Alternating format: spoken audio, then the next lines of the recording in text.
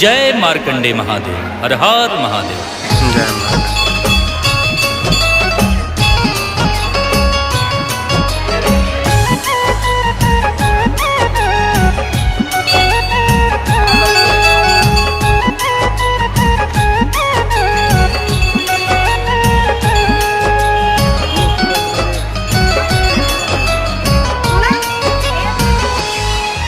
उसे काल नहीं छू पाता है हो, उसे काल नहीं छू पाता है।